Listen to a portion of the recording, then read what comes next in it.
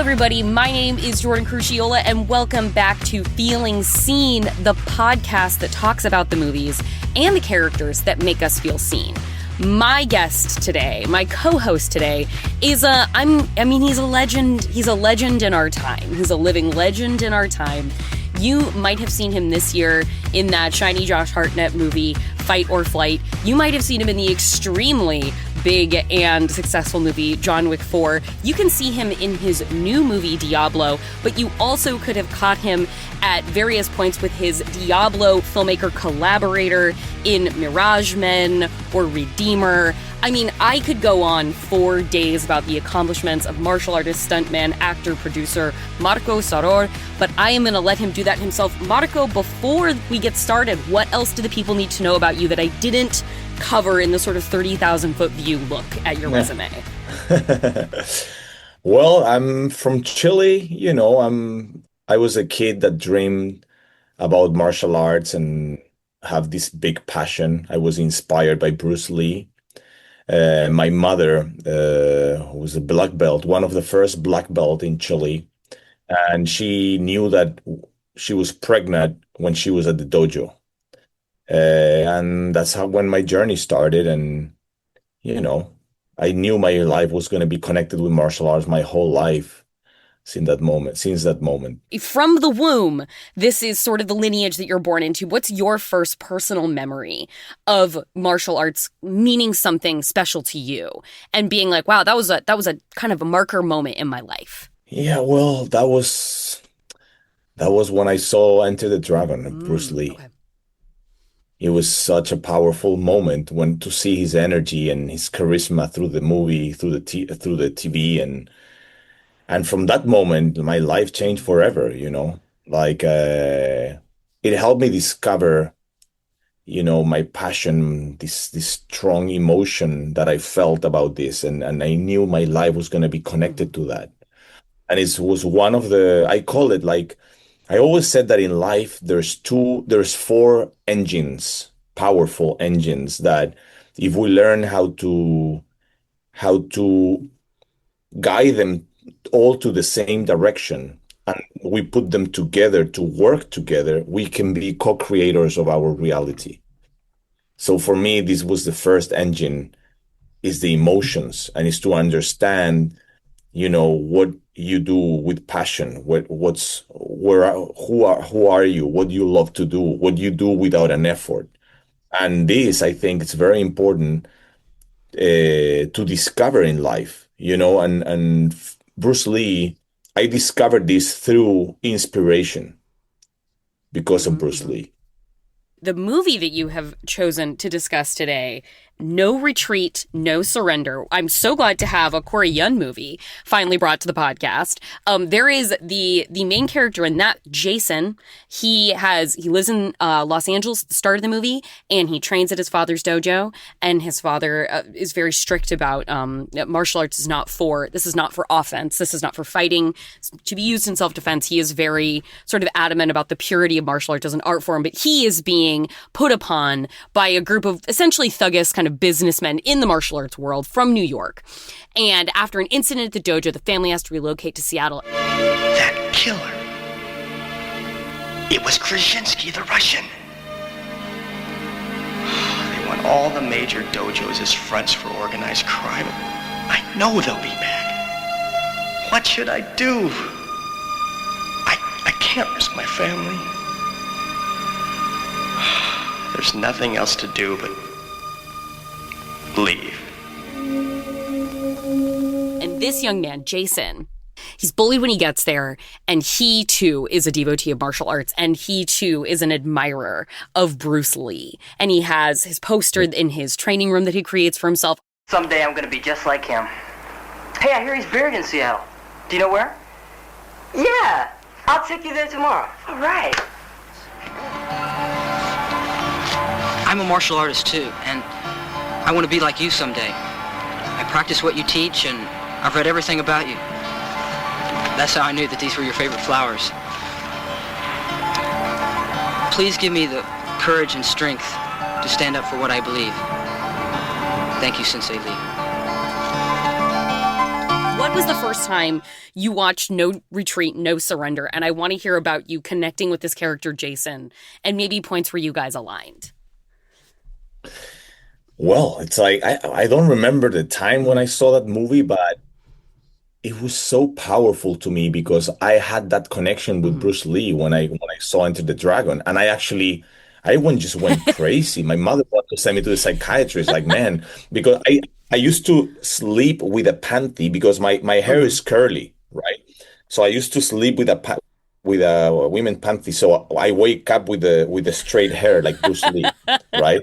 Stuff like that. Like I was wearing Bruce Lee shoes all the time. I was listening in a video cassette his screams, and I have posters in my house and all that, and when I saw this movie and I saw that Bruce Lee Mhm. appeared to him, start teaching, I I literally was start talking to the posters, and I wanted that to happen to me. Sensei Lee, I've got no place else to go. No one but you. No one but you.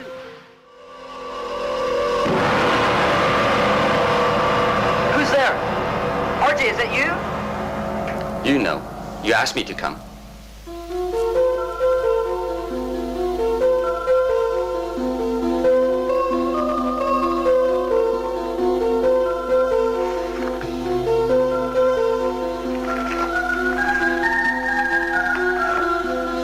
I asked you. Sensei Lee? Lead that girl you call me. Shall we begin? Begin? Begin what? Your training. You asked me to help. I'm ready. I've studied a little. And? And I haven't been the best of students. I know you can do better. Utilize what's up here as your way. That's how you win. So that's it was such a powerful movie, and I wanted that to happen so bad, and I sit and I really asked for this to happen to me when I saw it in the movie. Trying to manifest Bruce Lee appearing in your room through a portal to teach you martial arts. Yes, yes. So that's why I actually picked this character, because I felt that, so connected to that relationship of such a powerful Mhm. human being and spirit that connect us and help us discover, like, again, our passion Mhm. in life. And it's a very important thing to have people that Mhm. inspire you, like, because sometimes a lot of people live life without understanding what they love in life. And sometimes you need an inspiration to discover that in you. So that's the role that Bruce Lee played in my life.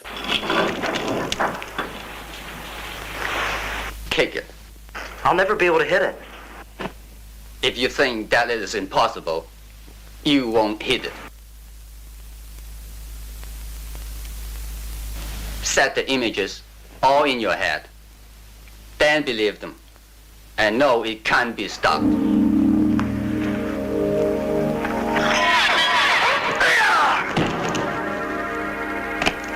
Lee Daga! I did it!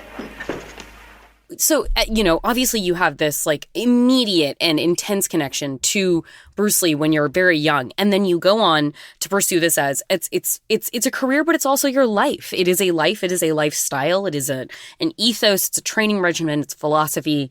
So it's not just your job, and it's not just a hobby, martial arts.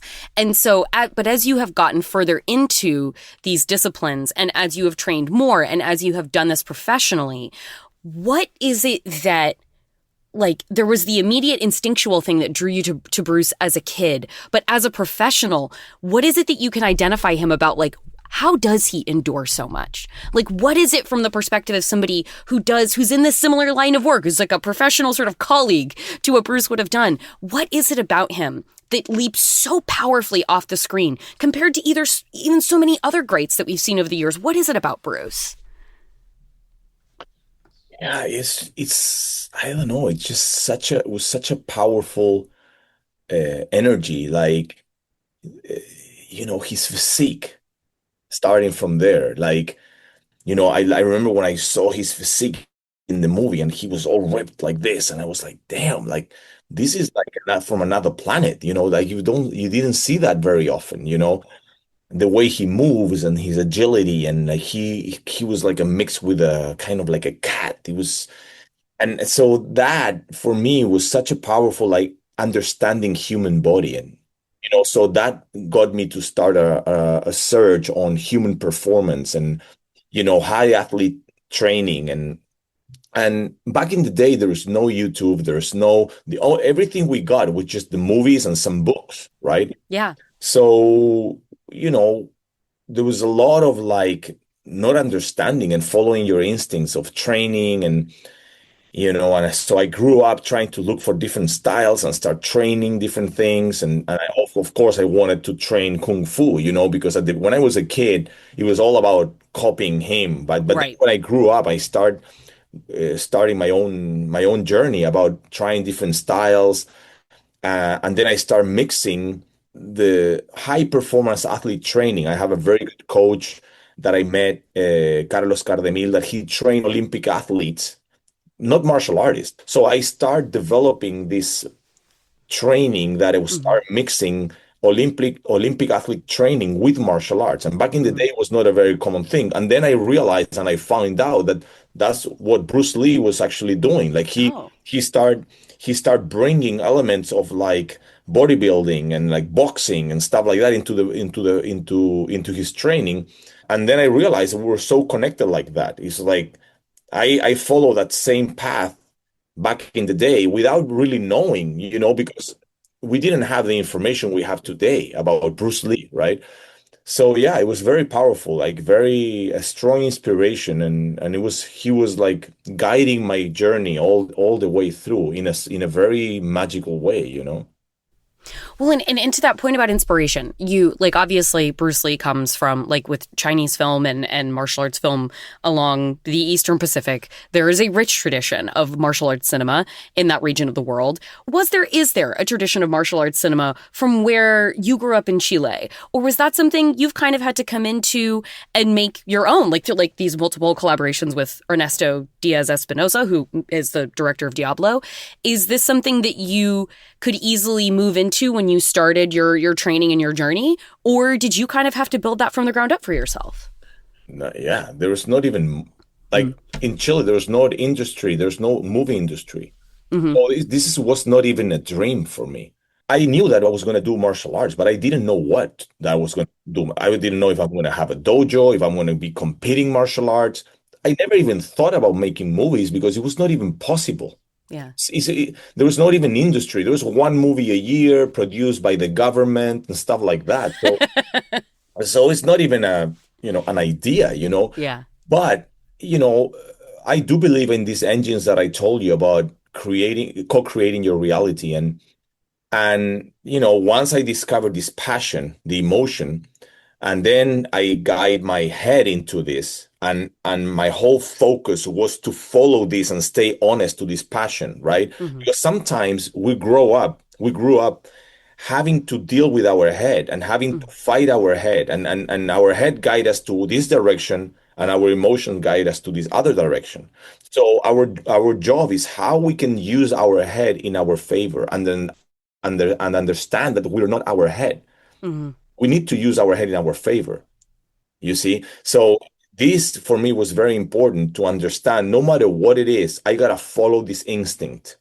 And this life start putting me in situations where things start happening, and I start training, and then life took me to Mexico. And in Mexico, I met this guy, Jose Luis Mosca, that he was a Chilean guy that was living in Mexico, and he was doing low budget video home movies. And when I saw that and I entered to his gym and I saw his poster with a kick in a movie, I was like, wow, this is real. Like, Yeah. oh, this is possible. I was 19 years old by then, I was 19 and I realized, oh my God, he's making a movie. So then my brain exploded, right? And then I started using the word, like telling him, yeah, I would love to do this. I've been training. And then he invited me to one of these movies. you know, and these movies were made in 16 millimeters, and they were distributed in the US for the Mexican community that was not able to go back to Mexico. So there was all about narcos and mafias and all that, and it was a very specific niche, right? But they were making a lot of these movies. I'm assuming they're probably playing it like little, like almost like kind of local theaters that are catering to like the local, but like there's an SGV Cinemas over in Koreatown that plays a ton of Korean import movies. And I'm imagining like the audience, I live in Los Angeles, there was probably like local theaters around LA that were playing these kind of export movies out of Mexico that you're in. Yeah, exactly. So I got into there and I was like, wow, you know, I never thought that could be a possibility, but I stayed honest with my emotion. My head guided me to the right direction. And then my word, I was talking about this all the time with people, and that opened me doors of putting me in the right place with the right people to give me the opportunity. So then I arrive and I start making these low budget video movies. And then I'm like, well, now I gotta study acting then. And then and then Televisa got me a scholarship to study acting to be a soap opera actor. Oh, okay, fantastic. And then I'm like, yeah, but then I call this as the apple, Eden's apple.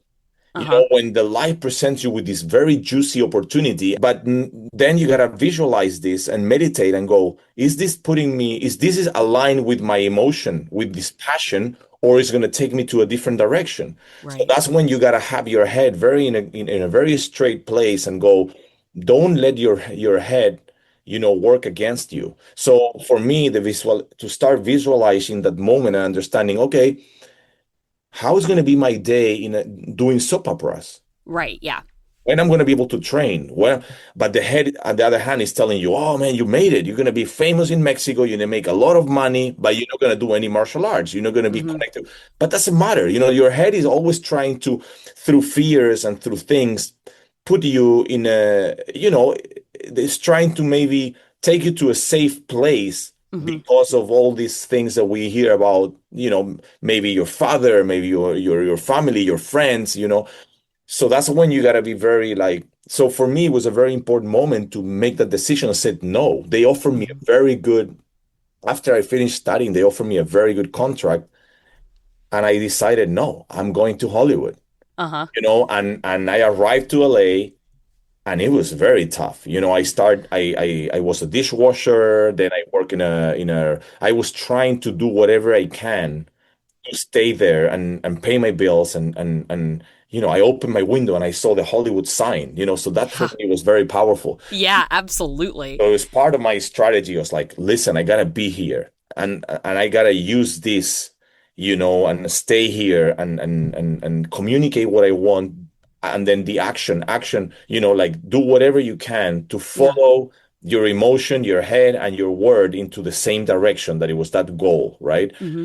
And I end up like suddenly meeting the right people, and I end up, you know, getting an offer from Andy Cheng to double the Rock on the movie The Rundown. That's how I enter into the industry, movie industry in Hollywood. That was like my first big opportunity.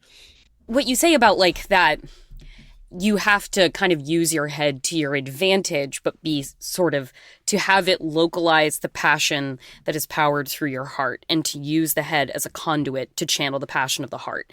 And there is that makes me think of a scene in watching No Retreat, No Surrender, where like because Jason has had to like his father has kind of like lashed out at him, and like he's thrown all of his training equipment out of the garage where he trains, and his buddy who he met when he moved there, he's got a fix for everything. He's the local fixer kid, and he's like, I got an empty house you can put all this stuff in if you want. So they go load up that place, and that is where he channels Bruce Lee in front of him. And one of the things where he's in a room full of sandbags, and Bruce is throwing all these sandbags at him, and he has to evade the sandbags, and it's difficult, obviously, but like that's the moment that Bruce tells him, like, you have to empty your mind of sort of all of the things that clutter you from this moment. To fight effectively, you must empty all yourself. Your eyes must see in all directions. Your ears shall beware of all sounds. And you must learn to feel every movement before it occurs and be ready to react. Try again. And you need to be able to see with your eyes in 360 degrees all around you, which is obviously impossible, but like through a feat of perception that he trains himself, he has to do this. And that is involved in that climactic moment where he's fighting Jean-Claude Van Damme in the middle of that ring, like the brutal Russian brawler. And it's like the moment where like the crowd noise and everything dies. And it's just him standing silently and still in the middle of the ring. And that is how he sort of like, he has to wash away everything, I would imagine, that he is trained with his head through muscle memory to channel the ability of his heart to beat this guy. Yeah, exactly. Empty your mind. Like at the end, it's like we need to use our head in our advantage and not against us. Mm-hmm. And once we understand we're not our mind, mm-hmm. Then you start, trusting that instinct, that gut, that there's something else that knows inside of you. And sometimes your head just works against that. You gotta educate your mind, and empty your mind. Kind of is another way to say it. It's like, because it's important, the mind is very important, right? But if it works against you, it can take you to wrong places, right? Mm-hmm. So yeah, it's very powerful. Well, that is like, so Diablo is, I want to get into Diablo because it's obviously the new movie you have out. And it feels like a great example to sort of bring to the table of your work, because you have these collaborators you've worked with multiple times. You're starring alongside Scott Adkins, who I think this is your third movie with him. You are third or fourth? Well, we've been in like 5 movies together, but five. Okay. But this is like our third like collaboration, like true collaboration. Okay, yeah. And then obviously with Ernesto Diaz Espinoza, who is the writer director. Tell me about when you had acting lessons. You've been doing you've trained martial arts your entire life. You have this great filmography that you've put together. It feels like a movie like this, where you get to come together with collaborators you've worked with over and over, gives you guys a chance to really expand and play, because you're not getting to know each other anymore. You're super familiar with each other. You did the action design, you did the fight choreography for Diablo as well. And so tell me about what it's like returning to a project with collaborators you've worked closely with now multiple times, and how that opens up what you guys are able to accomplish on each subsequent project, knowing each other better and better. Well, that's luxury. That's like, what can I say? It's like, Scott is an amazing martial artist. We developed a friendship since Undisputed 3. We connected right away from that same thing that I'm telling you, that passion, that emotion, that wanted to have fun and enjoy what we love, what we do, like the love for movies, and create what inspire us, like create what we would love to see when we were that kid. Right? And that's it. It's like when you're working with a team like that, with people like that, and Ernesto is like my friend from high school. Like we used to do movies together in the school, like we have an English class, and there's like, hey, you guys have to do a homework, and bring me a video or whatever. And then we're like, okay, let's make a movie, and let's make a martial arts movie, and and then we're like, so it's like we grew up sharing this passion, this dream, this. So then when we're working together, it's like there's a lot of trust, and you open your heart to them, because you understand that we all want the same, just to be honest and have make the best possible we can, to everybody look good, and to everybody express themselves, and it's very powerful. It's very powerful. Well, and Diablo is the story. We open on Scott Adkins sort of enters the frame. He is at a graveside, and then sort of he gets into sort of his mission for the movie, which is he takes this girl, and it looks like a kidnapping, but it's not, because he has a connection to her that I won't spoil here. But he has a connection to this young girl, which puts him at odds with the father she's been living with, this kind of scary man. The movie's shot in Colombia. This intimidating man who's clearly like somebody of ill repute. Like he's probably kind of a bad guy, maybe doing bad things. And you play this fantastic. Like, the most fun part of the movie is you as this kind of like Anton Chigurh, almost like Michael Myers kind of super killer figure. And you have, I will say, ladies and gentlemen, Marko Zaror has a great head of hair. And in this one, he is rocking a great bald do that really amplifies the sort of unseemly nature of this character. El Corvo, I believe, is what your character goes by. And I've heard you talk about the sort of horror DNA that you guys wanted to wrap into this movie. There was some like genre elements of that you wanted to put into this. Tell me about your character and like, I feel like if ever there was a character to kind of like swing it for the rafters a little bit and like bring in that soap opera training, it is a guy like this who is like pure melodrama and vengeance and grudge. Tell me about bringing this really playful, scary character to life. Yeah, well, it's all started with that passion of horror movies. Like when we grew up with Ernesto, like, you know, I was the crazy martial arts guy that only watched like martial art movies. Yeah. And then he started fitting me into this world of like good cinema, right? Mm-hmm.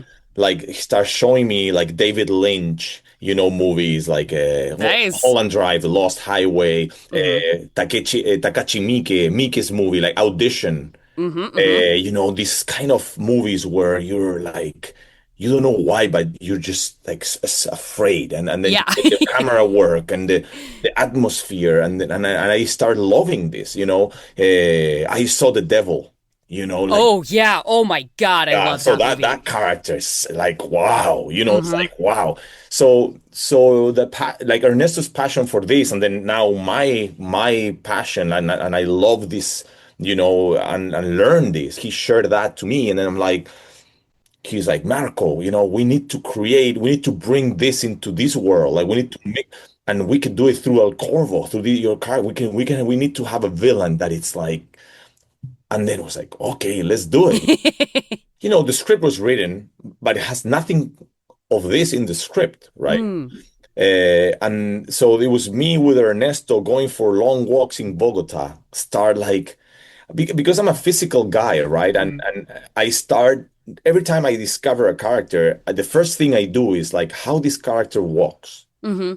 Without thinking, I don't go into the psychological thing. No, it's just walking. Okay. Yeah.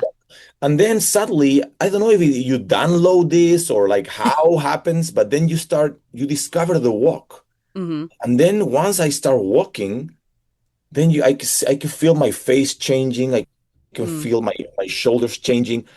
So, and then because of that physicality, you start thinking differently. You start speaking slowly. It's weird. It's like, it's how it happens. And then you start trying the wardrobe and then discovering what are the colors that he'll use, you know, and then suddenly the haircut is like, I look at myself and I didn't see the guy, and I just started like, okay, no, I gotta do this. And it was just such a like discovering together with what Ernesto wanted to do, and then my kind of instinct of how to bring this character to life, and you know, and then of course using references like Terminator. And I sure it's funny you said that, because No Country for Old Men, it's a cool movie that we use as a reference, and his Have You Ever Danced character is amazing. And then like, oh yeah, we explore, and then I saw The Devil, you know, like Audition, like all these movies were there when we were like kind of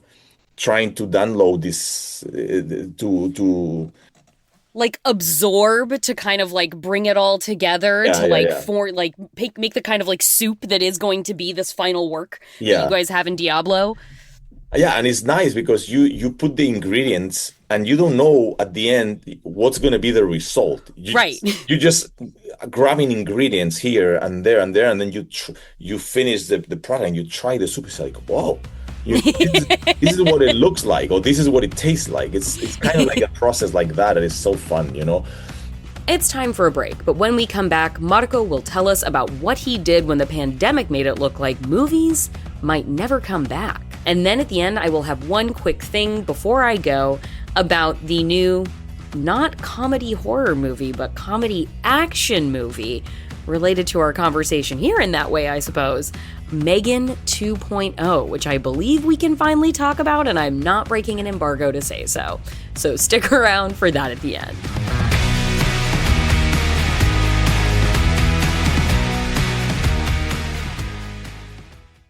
Hello, this is Alex. Hello, this is Katie. We host Secretly Incredibly Fascinating, and this week we released our 250th episode. 250! D.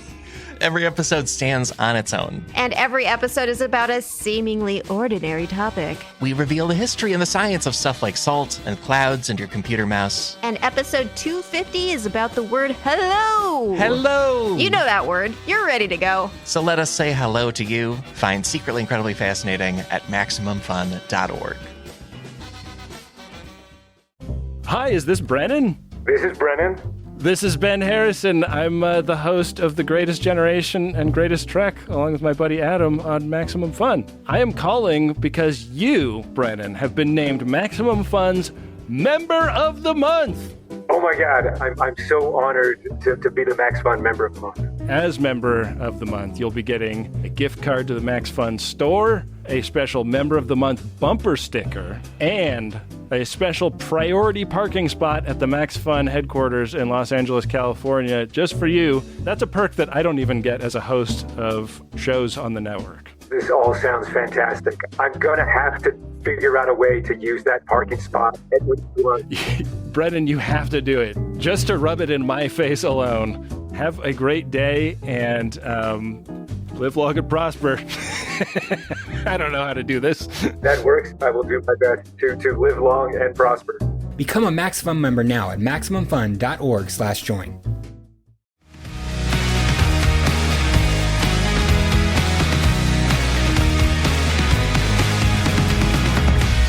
Welcome back. I'm talking to actor and martial artist Marko Zaror, who co-stars with Scott Adkins in the new movie Diablo.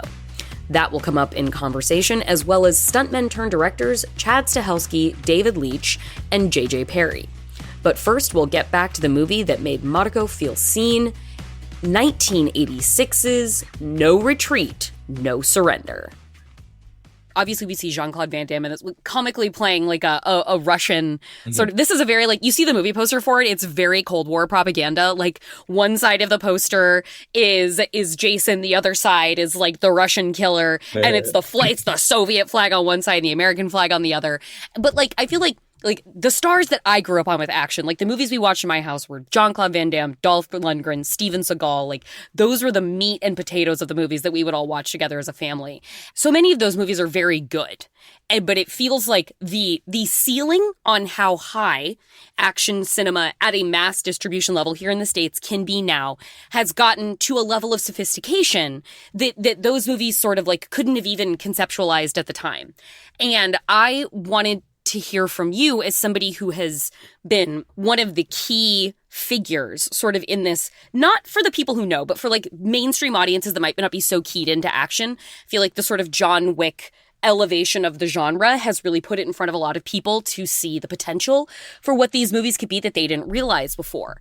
And while I'm watching the Jean-Claude Van Damme movie and I'm thinking of sort of like the high bar of what we would have like seen brought to us in terms of like the sophistication of action design in a movie at that time compared to now, I wanted to hear from you about being such a central figure to this kind of like rising tide of action cinema to where like we're getting a movie like Diablo. This isn't a John Wick movie, but this is a great goddamn movie. And this is going to end 2025. It's one of the best action movies that's going to come out this year.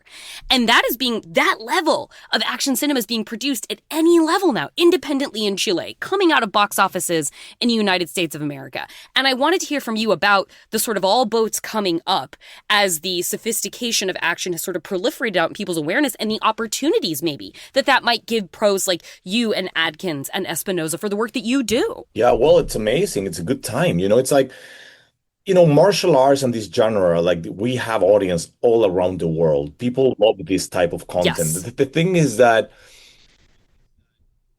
it's a different skill. And this is what people is understanding today in Hollywood. Asian cinema, it's another, like they got it long time ago. Mm-hmm. But the Hollywood is just finally getting it. 100%. And maybe they tried before, but they didn't execute it right, and they didn't work. So there's like, it's not work, but it's not. It was not well executed. But now you have real martial artists, yes, that are in a position where they can make decisions in big studios. Like the best example is Chad Stahelski with John Wick. It's like, Of course. he is like us, like Scott, like me, like he was a martial artist, amazing martial artist that got the opportunity to get into the industry, start as a stunt double, then the choreography, work in the big movies, learn through, when people don't understand when you work on stunts, you're not just the guy falling. You need to do previs, you need to edit, direct, do the whole thing to present the scenes. It's a team that understands filmmaking more than a lot of directors, right? So then now, when you have a guy like Chad, doing John Wick and executing and showing the big guys how this is supposed to be done, and then you have all the audience reacting to this and going, wow, like, it's not like, oh, just lucky. No, because it's because like there's a guy that is being hitting the ground. The guy understands what it means to fall, what's the pain, what it feels like, where to put the camera for the combination to show exactly the right angle, so people can appreciate and can get that energy from the choreography. You cannot just, if you're not a martial artist and you haven't been there, it's very hard for you to understand when you're watching that monitor if the scene is transmitting what it's supposed to transmit.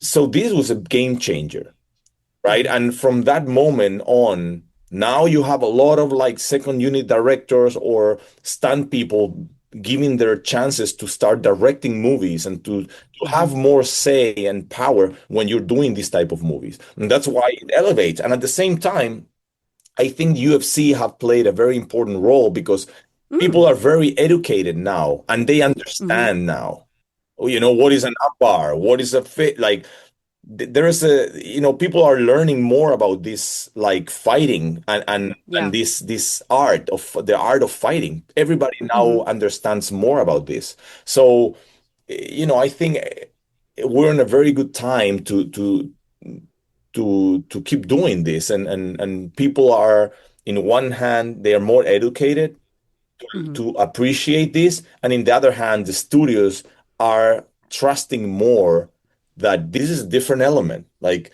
you can be the best director of the world, a lot of respect, but if you don't know or you haven't done martial arts and you haven't done stunts, and it's very hard that you're going to pull it off. If you want to do a fight scene, if you want to do an action scene, it's hard. And now they understand that. So now they have special units. Okay, now you have the action director that is going to take the movie and all the action is going to be directed by this other guy. And then you have the regular director. Or in case of Chad, like he now can, direct. And there's like Chad, there's JJ, there's, David, that is, they started together to do the John Wick. Right. So James Madigan that did Fight or Flight, also second unit director, so yeah. I think it's a very good time. Very good time now. Yeah, a thing that I would want to make sure people were not like big action heads is just that knowing that like John Wick didn't make martial arts on screen better. John Wick knew that the martial artists were already there to make John Wick as good as it was. So the people in charge, Stahelski, 8711, they brought cinema up to the level of the fighters and the stunt people that were already doing the work. And they were like, guess what? We can show people more of what these pros are capable of than they've ever seen before. Yeah, exactly. So yeah, like you've been this good. John Wick 4 didn't make you this good. You've been this good. And the people making that movie had the smarts to know that you needed to be a heavily featured character and performer in that movie. And to the point of like, two movies that kind of exist as sort of a double feature in my head is these like really personal feeling, almost like these sort of like intimate epics within like the smaller action space are Bren Foster's Life After Fighting and your movie, The Fist of the Condor, which I've read you talking about as like it's kind of a product of the pandemic and being like, listen, if this is the actual end of the world, if there are no more movies after this, what do I really want to say? What, if I have the opportunity, do I really want to get out there and create with me as a performer and imbue myself into? And I wanted to hear you talk a bit about what the accomplishment of Fist of Condor and such a personal work as that was, and putting so much of yourself into it. What did accomplishing something like that, like starting with, well, I'm going to do martial arts, but I don't know where it's going to take me, and arriving at a place where you can make Fist of the Condor, what does having that under your belt sort of do to raise your own personal bar for what you can accomplish with this, or what you want to put of yourself into the work you get out there? Yeah. Well, Fist of the Condor, like you said, was a very special project. In the pandemic, when I told myself, well, this is the end, right? We faced death or the new beginning, or like whatever you want to call it. And again, that's when the four engines, emotions, the head, the brain, the word, and action were all working together, and I had to align them again. And when you're facing this type of moments in life, that's when they can start going to different directions. As an example, when the pandemic hit, my head was like, okay, Marco, now it's time to change the focus. What we're gonna do, what we're gonna do for a living, how we're gonna make money, how we're gonna, the movies are done. There's no more, cinema, no more movies. So maybe we don't need to train so much. Let's try to find another way to survive, right? That was the head. And I needed to align again and go, no, and listen to my intuition and my passion. It's like, so I start training very hard, even more. And I was isolated in a beach, I was like, and I was totally isolated, alone by myself every morning and every evening, like connecting with nature and meditating and connecting with that again. And then, my head, telling my head, you got to trust this. You got to trust this. We're not going to do that. I'm going to train more than ever. I'm going to connect with myself more than ever. I didn't know why or what I'm going to do with it. I didn't know. And little by little, I called Ernesto. I said, listen, if this is the end of the world, we need to do what we love to do. Because there's no more reason for anything. There's no, I will at least will like to create something that is totally honest of who I am, to embrace and to do a love letter for all my influence, the people that inspire me, but in our way. I gave all my notes to Ernesto, and he put together this story.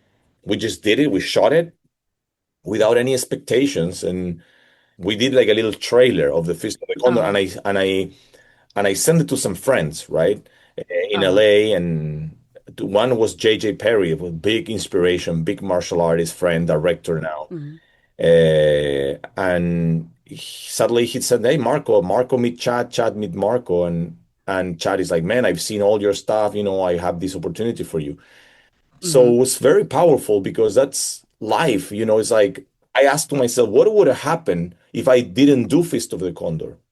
Right. What would have happened if I would have followed my head and just stopped what I was doing and not listening to my intuition? What would happen if I didn't communicate to JJ? I didn't send that video. What would have happened if I didn't continue training? I would not be ready for that call to be in John Wick. So that's crazy how life works, so this is faith. You gotta live your life with faith, and you gotta have faith on that intuition, in that feeling, and make sure all these engines are aligned to that same direction. And that's how you can co-create your reality, I believe. And that Face of the Condor for me is a big example of that. We got to this a little bit about Bruce at the beginning, but then again, thinking of like Jean-Claude Van Damme in No Surrender, and then thinking of Bruce Lee, and then thinking of like Wesley Snipes in his 80s and 90s run, and then thinking of Keanu in the John Wick movies.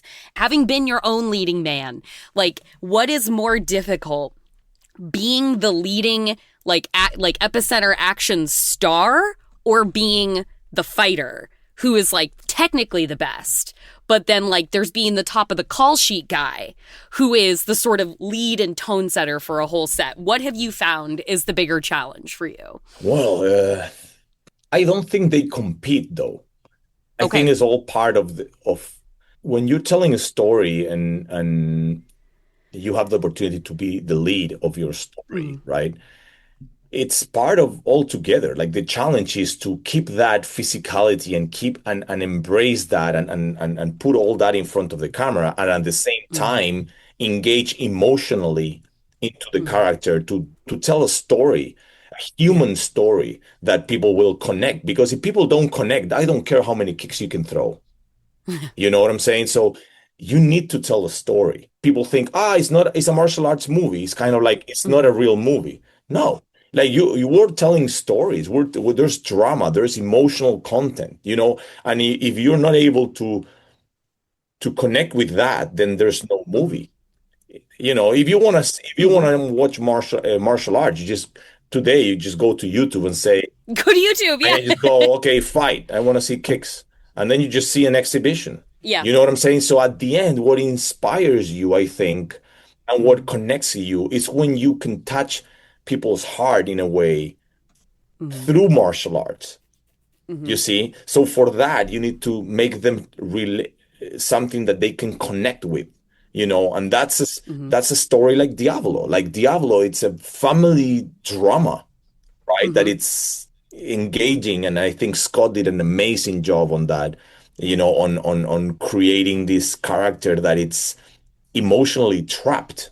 I don't want to spoil it, but yes, of course, you know why? He's emotionally in a very big conflict, and this is a real thing that people will relate to. How many people will watch the movie and feel that they are in a situation maybe similar, or they can connect with that emotion, that relationship, right? So that's what I think end up inspiring you. It's not the kick, it's not the punch. Right. It's that whole emotional content that it's with the martial arts. I feel like that's a good note to go out. Thank you so much for taking the time to talk to me, Marko. I have been looking forward to speaking with you. I've been trying to think of what would give me an opportunity to have you on the show, and I really appreciate you going big on me with these questions, and it's been a really beautiful conversation. So thank you so much. Thank you so much. Thanks for the invitation.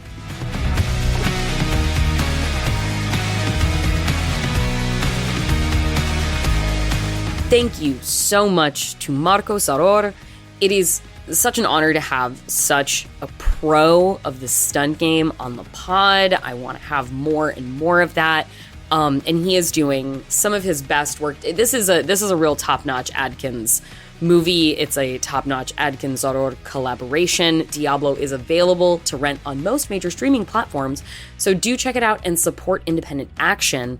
And also the Chilean action industry that this movie is a part of, and that this movie is really this creative team is really keeping alive and pioneering and keeping alive.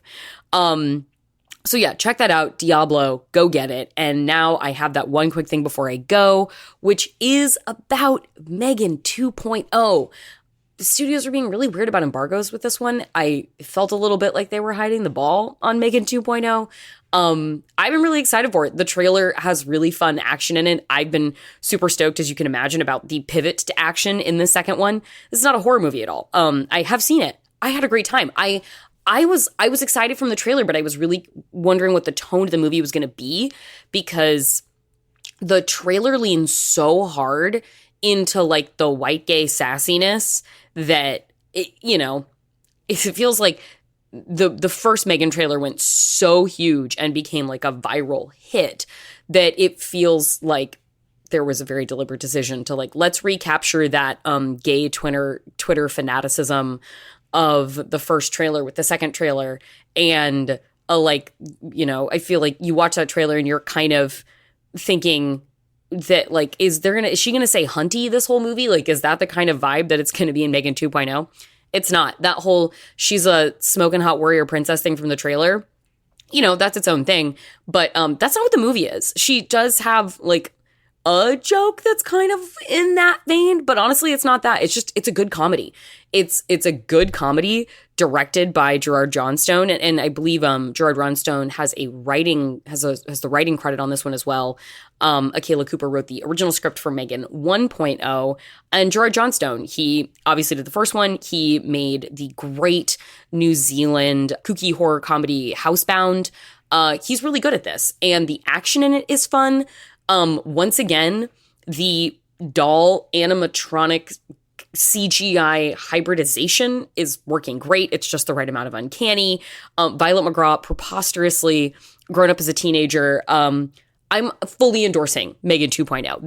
This is not a scary movie. This is not a horror movie. Divest yourself from that notion. This is a tiny, silly Terminator. This is a tiny, silly Terminator who T2s it, becomes John Connor's guardian, and then faces off against a new Terminator element who's even more advanced and even more deadly. Cool, fun. Again, the action looks good. The jokes are funny. I went in optimistic, but even pleasantly surprised by how much I enjoyed it. Get out there for Megan 2. I feel like nobody's telling you to do that because they haven't had the chance because the embargo has been pretty tight and there weren't very many screenings for this. So don't believe the hiding the ball issue here. Get out there for Megan 2. I'm not just being a stan. I'm not just being a homer on this one. It's sincerely a good time. I went with a friend who was really skeptical based on the trailer and was coming in pretty anti after being a huge, huge booster for the first one. And we walked out together and we were like, wow, I wish that is the movie that they had showed us in the trailer, because this movie pretty much rules. Yeah. So Megan 2.0. I miss her. I'm glad she's back. She's my friend.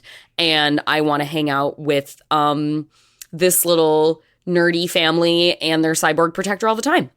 So that's it. That's the show, and that's the endorsement. You can keep up with us wherever you get your podcasts. You can follow us wherever you're listening to get every new episode in your feed. Follow us on Instagram, additionally, to find out more. Just look a little Feeling Seen pod. We are also on Blue Sky. Just search Feeling Seen, and you can find me there as well at Jor Crew, which is also where I'm located on Twitter. Our theme music is by Andrew Epen. The show was produced by Marissa Flaxbart.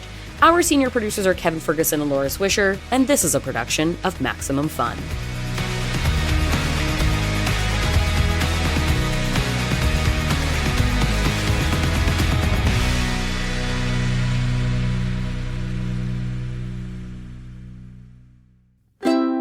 Maximum Fun, a worker-owned network of artist-owned shows, supported directly by you.